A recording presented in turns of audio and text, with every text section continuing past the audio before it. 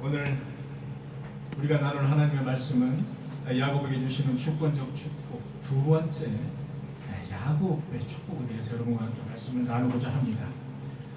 우리는 지난주에 야곱과 에서에 대해서 말씀을 나눴습니다.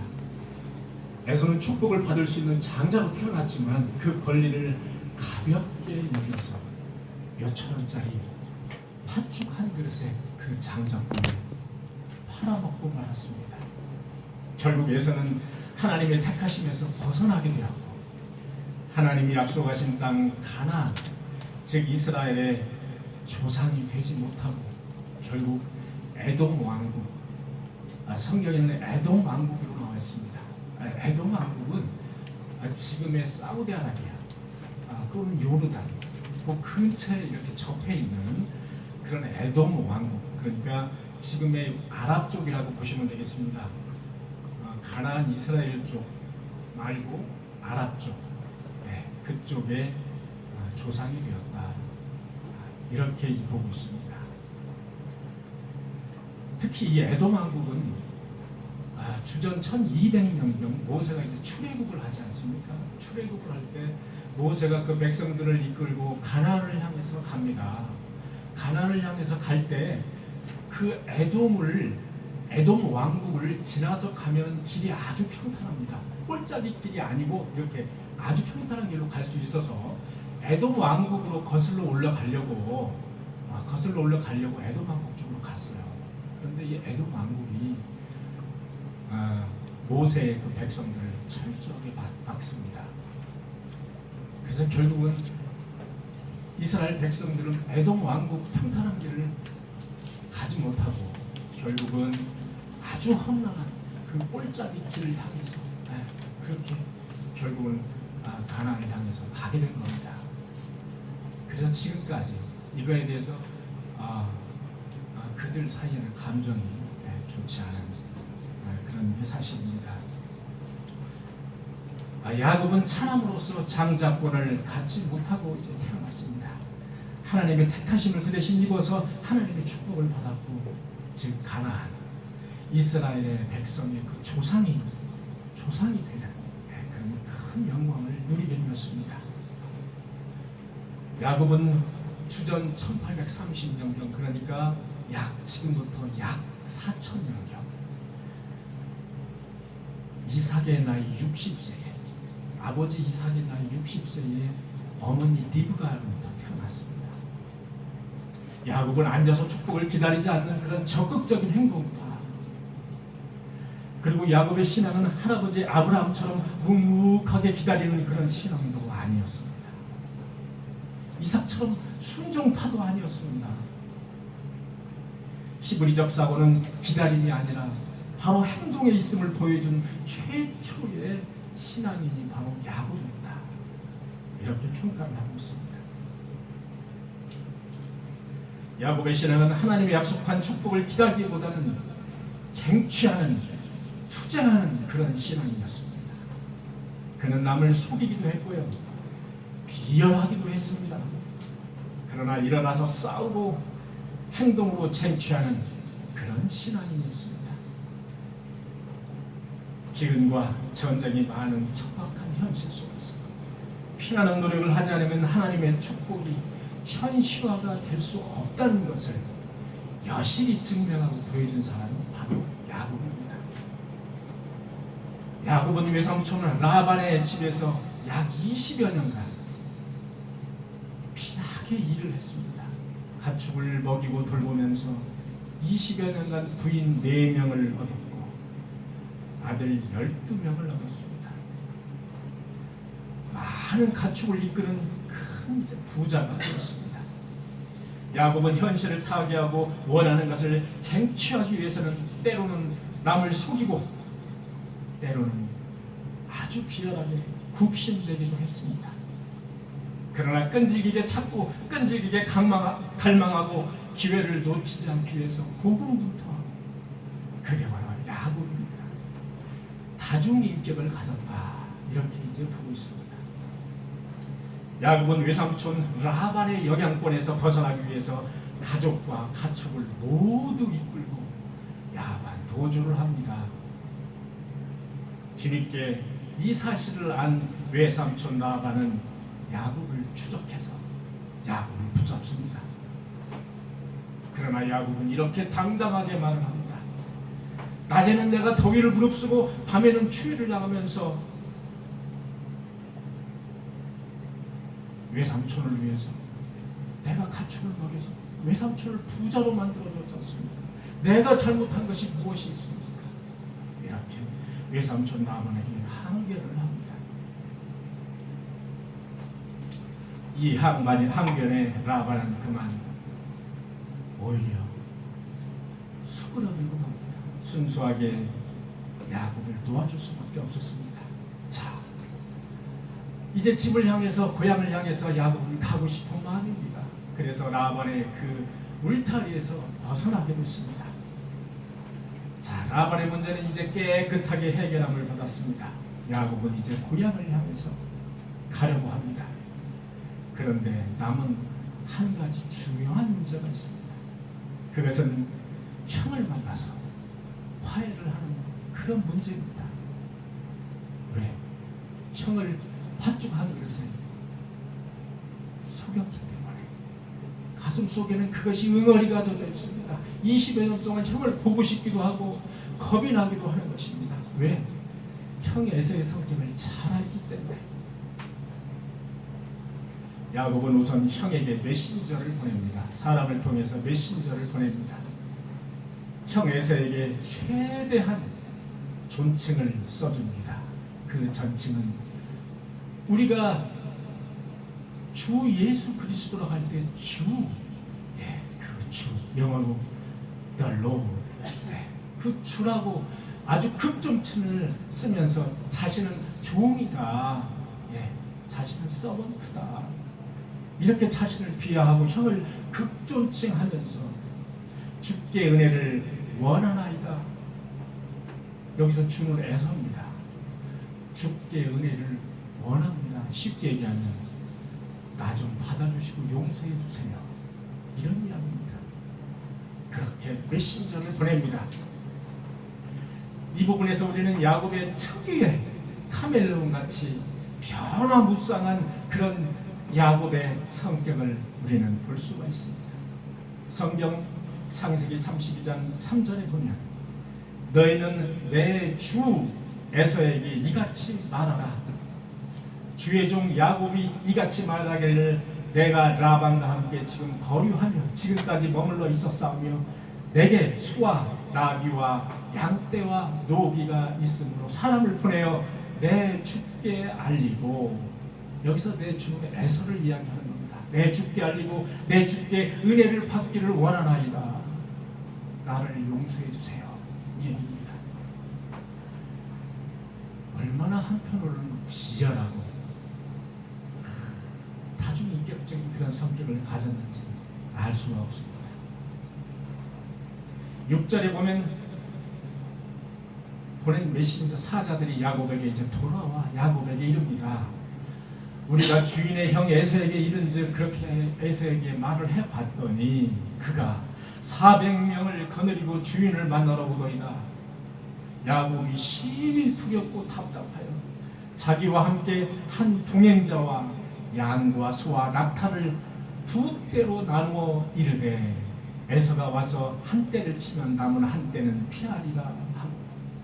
자, 이제는 한 발짝 들어가서 야곱은 꼼수를 부리기 시작합니다. 자, 에서가 400명을 데리고 나를 죽이려고 온다는 겁니다. 그러니까 야곱은 어떤 생각을 가지느냐, 자, 이거 뭐 한 번에 다 죽을 수는 없지 않습니까? 그러니까 우리가 두 파로 나누어서 이렇게 두 파로 한 대를 치면 한 대는 도망가자, 이런 이야기입니다. 이렇게 때를 나누어서 나누자.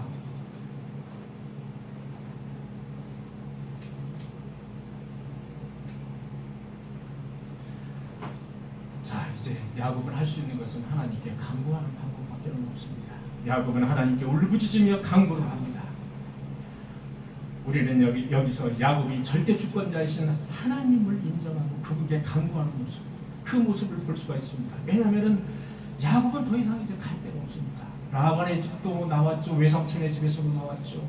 자, 집에 돌아가려고 하니까 에스라는 형이 400명의 군사를 몰고 나를 죽이려고 오고 있는 겁니다. 사방으로 둘러싸여서 야곱은 도무지 아무것도 할 일이 없습니다. 할 짓이 없는 거예요. 그래서 야곱은 하나님께 울부짖는 간구를 합니다. 11절, 내가 주께 간구하오니 에서의 손에서 나를 건져내옵소서. 내가 그를 두려워함은 그가 와서 나와 내 처자들을 칠까 겁이 나기 때문입니다. 여러분, 야곱의 신앙의 수준은 저나 여러분과 크게 다르지 않습니다. 이 부분을 보면 저 무서워 죽겠어요. 우리 형 에서가 저와 저희 가족들을 죽이려고 해요. 나 그것이 무섭습니다. 이 얘기를 하고 있는 겁니다. 하나님께 간구하면서도 이렇게 1차원적인 그런 간구를 하고 있는 것을 우리는 이제 볼 수가 있습니다. 야곱이 걱정하는 것은 나와 처자를 죽일까 봐, 그것이 걱정인 것입니다. 주께서 말씀하시기를 내가 반드시 너에게 은혜를 베풀고 내 씨로 바다에 셀 수 없는 모래와 같이 많게 하리라, 그렇게 하셨지 않습니까? 이제 와서 나를 왜 죽이려고 하십니까? 야곱은 이렇게 하나님께 항변을 하고 있는 겁니다. 자, 이제 한편으로는 형이 400명의 병사를 이끌고 온다는 소식을 듣고 야곱은 꼼수를 부리기 시작합니다. 카멜레온과 같은 그런 전략을 이제 부리기 시작합니다. 이번에는 대대적인 선물 공세를 시작합니다. 창세기 32장 13절에 보면 야곱이 그 소유 중에서 형 에서를 위하여 예물을 택하니 암염소가 200이요 순염소가 20이요 암양이 200이요 순양이 20이요 전날 낙타 30과 그 새끼 암소가 40, 황소가 10이요 암나귀가 20이요 그 새끼 나귀가 10이더라. 야곱은 이렇게 이제 선물 공세, 에서에게 이제 선물을 주려고 선물을 무지하게 많이 준비를 하고 있는 모습을 볼 수가 있습니다. 더불어서 한편으로는 철저한 그런 전략을 세웁니다. 그는 맨 앞에 여종과 그의 자식들을 세웁니다. 맨 앞에. 그 다음에는 자기 부인 레아가 6 아들이 있었습니다. 그 다음에 레아와 그 자식들을 세웁니다. 그 다음에 자기가 야곱 자신이 그 다음에 이제 섭니다. 그 다음에 야곱 뒤에 누가 서느냐? 라헬과 요셉이 섭니다. 자, 이걸로 봐서 야곱은 부인이 4명이 있었다고 합니다만 사실은 2명이죠. 야곱은 레아보다 라헬을 더 사랑했다. 왜? 자기보다 더 뒤에 라헬과 요셉을 수록했습니다. 그래서 쭉 이렇게 서서 일정한 간격을 벌여서 이제 혹시 앞에가 만약에 자기 형 에서가 앞에를 죽인다든지 치면은 맨 앞에 그 여종 종들 자식들 먼저 죽이고 자기는 주랭랑을 쳐야 되겠다. 이런 생각을 이제 가지고 있는 거예요. 이런 꼼수를 가지고 있는 겁니다. 그리고 종들에게 이렇게 이릅니다. 만약 형 에서를 만나면 이것들은, 그러니까 아까 말씀드린 가축들이요, 이것들은 주의 종 야곱의 것들인데 야곱의 주 덜롯의 주 에서에게 보내는 예물입니다. 야곱도 우리 뒤에 있다. 야곱도 우리 뒤에 있다. 야곱 어디 숨은 거 아니고요, 우리 뒤에 있습니다. 그렇게 전하라. 그렇게 타인입니다. 예물로 형의 감정을 푸르게 대면하면 형이 혹시나 나를 받아줄까? 그런 야곱의 아주 기가 막힌 전략을 여기서 우리가 이제 볼 수가 있는 겁니다. 야곱의 이름은 속이는 자, 간사한 자, 이런 야곱이라는 뜻이 그런 뜻을 가지고 있습니다. 그런 모든 수단을 다 강구를 했습니다. 야곱은 이처럼 철저히 준비를 함으로써 결국은 하나님의 축복까지 쟁취를 하는 사람이 되어버렸습니다. 창세기 32장 22절 이하를 보면 야곱은 밤에 일어나 두 아내와 두 여종과 11 아들을 인도하여 야복강을 건너가게 한 후에 밤에 홀로 남았을 때에, 자, 이제 어떤 사람이 날이 새도록 야곱과 씨름을 하다가 자기가 야곱을 이기지 못함을 보고 그가 야곱의 허벅지 관절을 치매 야곱의 허벅지 관절이 그 사람과 씨름을 할 때 어긋났더라. 그가 이르되 날이 새려하니 나로 가게 해라. 야곱이 이르되 당신이 내게 축복하지 아니하면 가게 하지 아니하겠나이다. 내 이름이 무엇이냐? 야곱이니이다.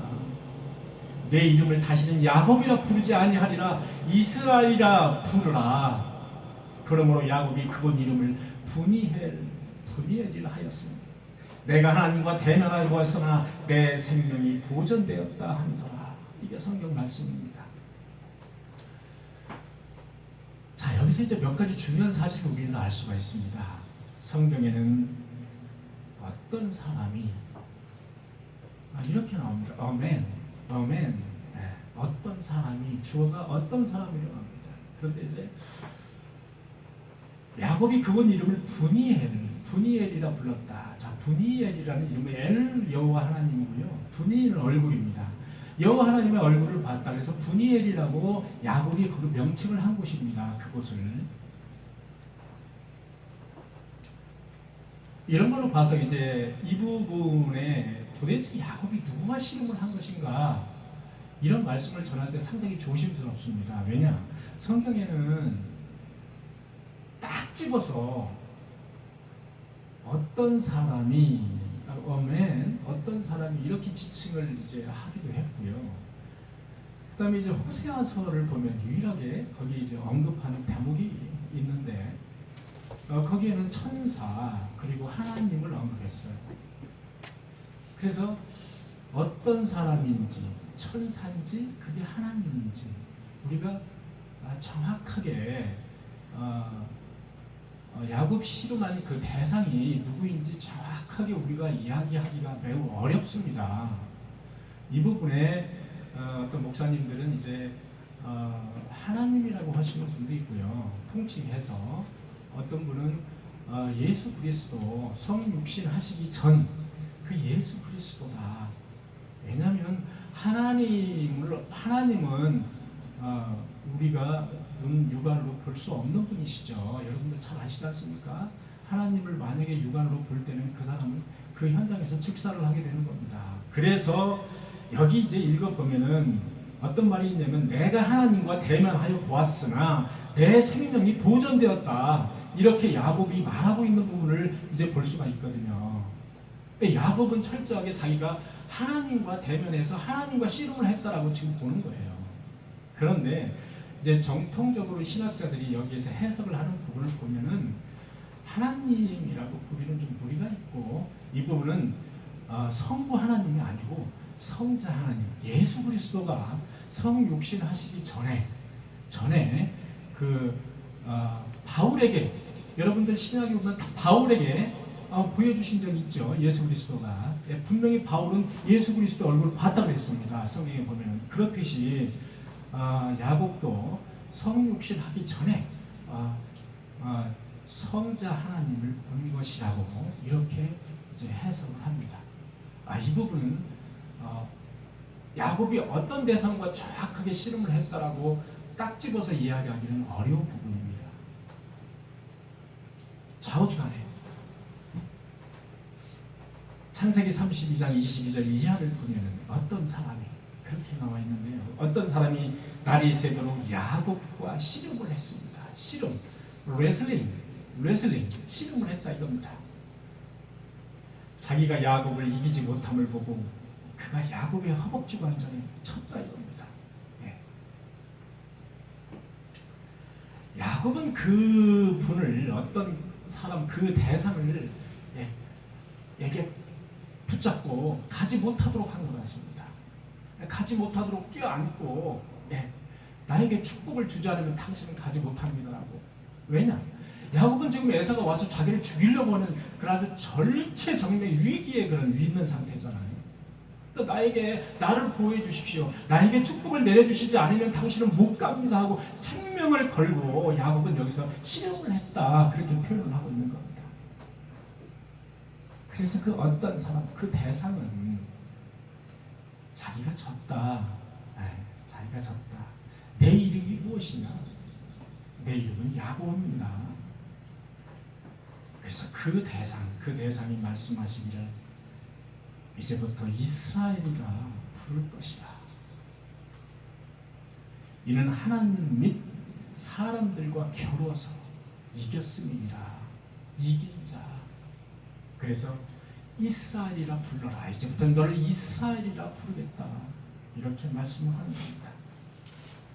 또한 야곱은 축복하지 않으면 나에게 축복하지 않으면 당신을 보내지 않겠다고 막 붙잡고 늘어지는 겁니다. 나에게 축복을 해달라고. 당신의 이름은 무엇이냐고 야곱은 그분에게 당신의 이름을 물어보는 겁니다. 당신의 이름이 무엇입니까? 나에게 축복하지 않으면 당신은 갈 수 없습니다. 결국 그분은 야곱에게 축복을 합니다. 그리고 야곱은 꿈에서 깨어납니다. 우리가 여기서 본받아야 할 점은 야곱의 그 다양한 인격을 갖고 있는데요, 여러분. 특히 천사 또는 어떤 사람 또는 하나님 그 대상과 씨름할 정도로 겨루어서 반드시 축복을 받아냈다라는 겁니다. 현재 우리 한국 상황을 보더라도 한국의 호의적인 나라가 단 한 나라도 없습니다. 여러분 최근에 일련의 사태를 보시면서 일본 사태를 보고 계시지 않습니까? 일본 있죠. 옆에서는 북한이 미사일 계속 쏘고 있죠. 여러분 중국이 우리나라를 도와주겠습니까? 러시아가 우리나라를 도와주겠습니까? 우리나라는 지금 쉽게 얘기해서 고립된 상태다. 이렇게 볼 수가 있습니다. 이때 우리가 할 수 있는 일은 무엇일까요? 하나님께 간구하며 기도하는 일밖에 우리 신앙인으로서는 할 수 있는 일이 없는 겁니다. 우리의 삶도 마찬가지입니다. 사방이 적으로 둘러싸여서 있다고 느낄 때가 여러분들 살면서 얼마나 많이 있습니까? 사방이 다 내 적으로 둘러싸여 있다고 나는 혼자 남은 외톨이라고 생각할 때가 여러분들 살면서 얼마나 많습니까?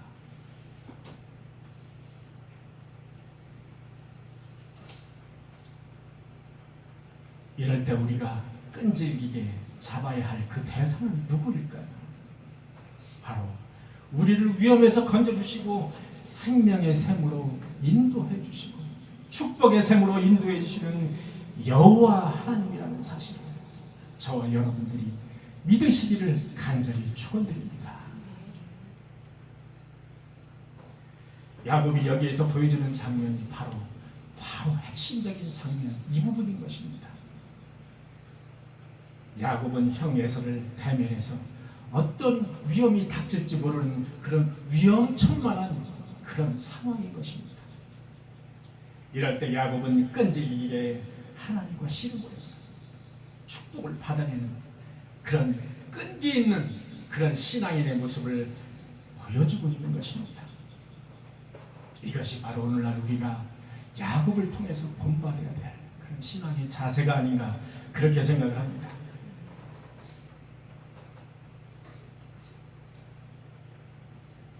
자, 야곱이 눈을 들어서 에서가 400여 명의 장정을 거느리고 오는 모습을 이제 보고 있습니다. 여러분, 에서가 왜 400여 명의 장정, 그 군사를 데리고 올까요? 자기 혼자 오면 될 텐데, 아니면 종들 몇 명하고. 에서도 위험을 느꼈던 겁니다.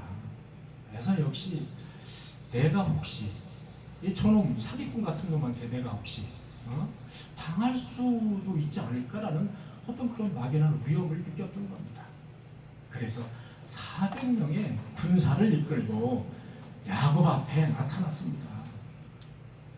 자, 야곱은 자식들을 나누어서 아까처럼 맨 앞에 종, 그 다음에 레아, 그 다음에 야곱, 그 다음에 라헬 이렇게 쭉 세웠다고 하지 않습니까? 자, 이제 레아가 종들과 같이 가서 이제 형 에서에게 절을 합니다. 인사를 하는 것입니다. 창세기 33장 1절 이하를 보면은 야곱은 몸을 7번 땅에 굽히며 에서에게 달려가 그에게 입을 맞추고 서로 우니라 이렇게 되어 있습니다.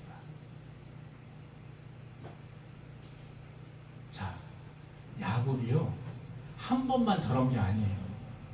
2번 저런 게 아니고요 7번을 절했어요. 에서한테. 그리고 가서 입을 맞추고 서로 우니라 이렇게 됐습니다.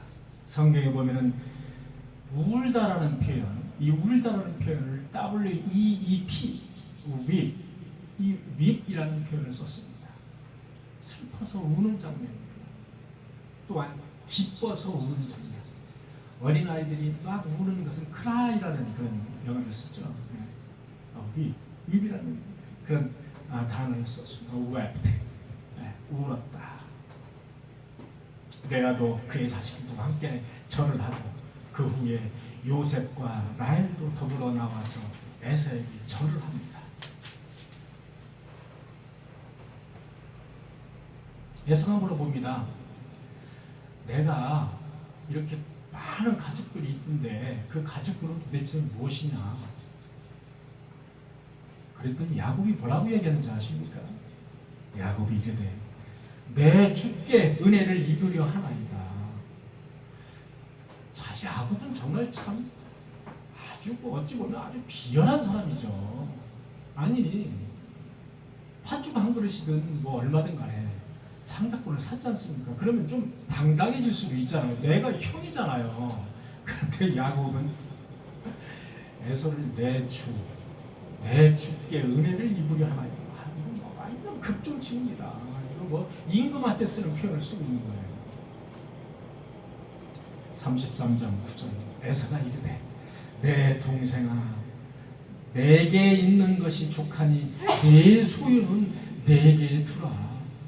참 이걸로 봐서는 에서도 함께 거기서 20년 만에 20여 년 만에 만나서 얼마나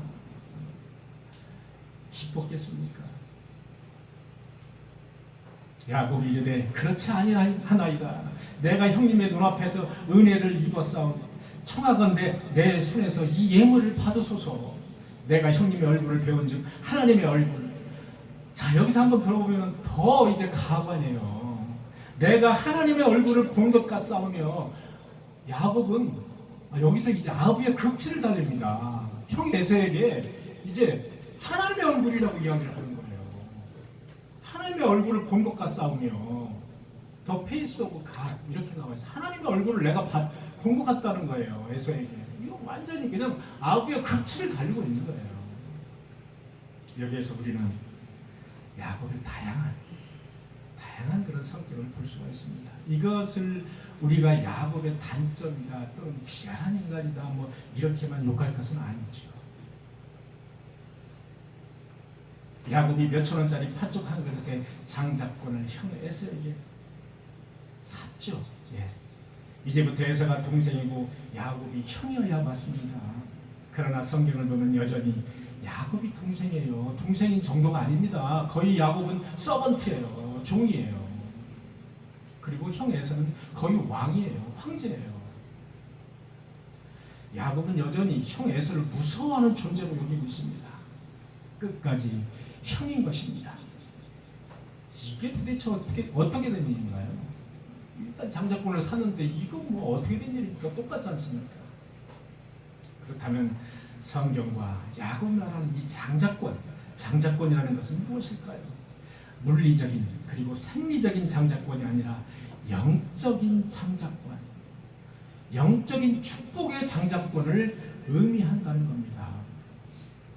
팥죽 한 그릇에 장작분을 샀다 해서 그것이 물리적인 육신적인 DNA적인 그런 창조가 아니라는 사실입니다.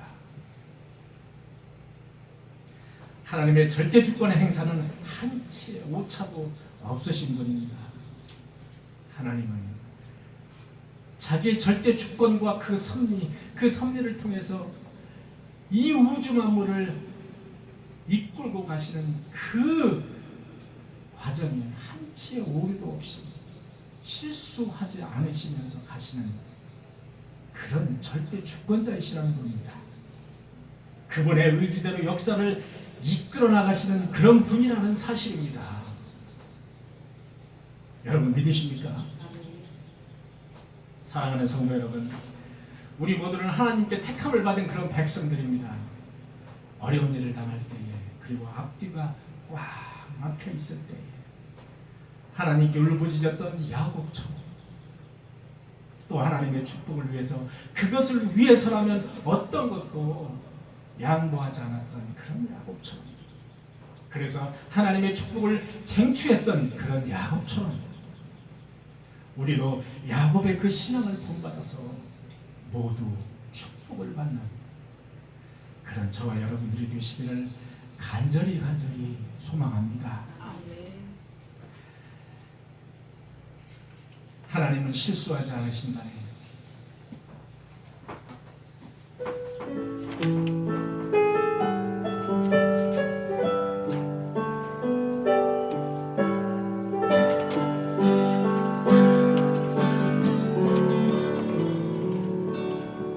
내가 걷는 이 길이 굽어도는 수가 있어도 내 심장 울렁이고 가슴 아파도 내 마음 속으로 여전히 기뻐하는 까닭에 하나님 실수하지 않으시겠으래.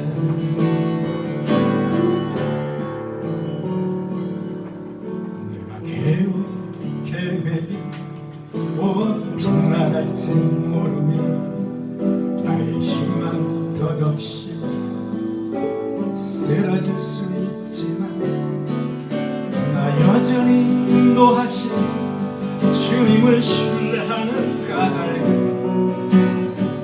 하나님은 잊지 않으시겠어요.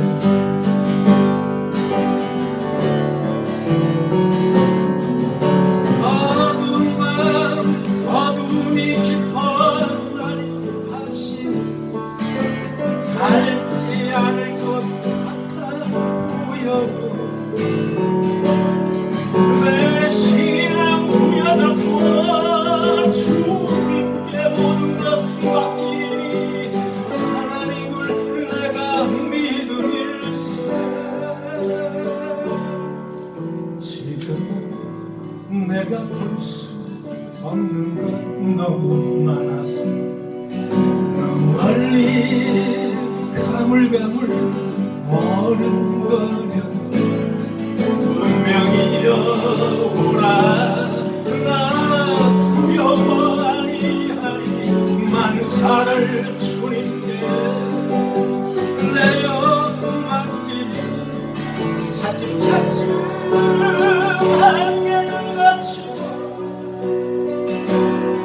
하나님 지으신 빛이 무렵치고 있나 가는 길이 온통 어둡게만 보여도 하나님 실수하지 않으시네. 차츰차츰 한계를 거치고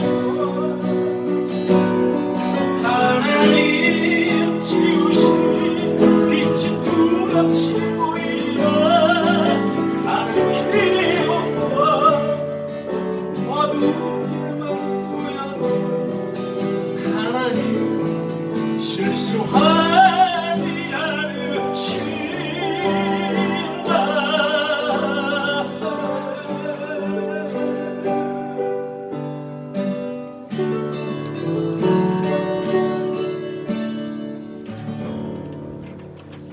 할렐루야. 아멘. 네, 기도하겠습니다. 주님 감사합니다. 오늘도 야곱처럼 그 야곱의 신앙을 본받아서 어려울 때 주님께 간구하게 하시고 절대 주권은 여호와 하나님께 울면서 매달리는 우리 성도들이 되게 하여 주옵소서. 그래서 반드시 하나님의 축복을 쟁취하는 우리 성도들이 되게 하여 주옵소서.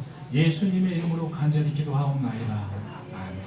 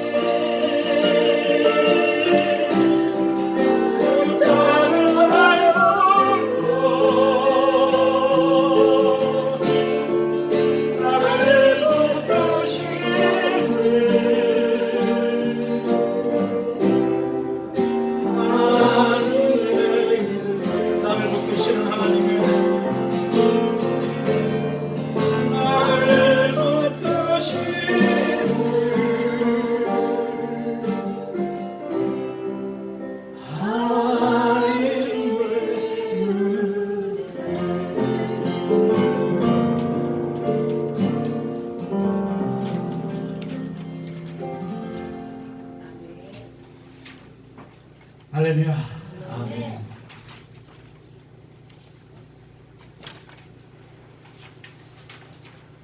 예.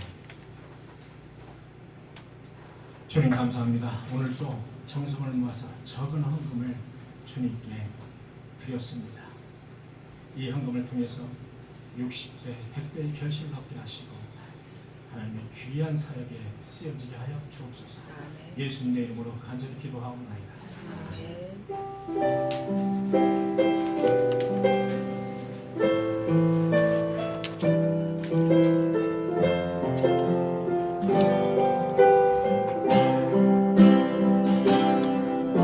여호와는 너에게 복을 주시기를 원하며 너를 지키시기를 원하시리라.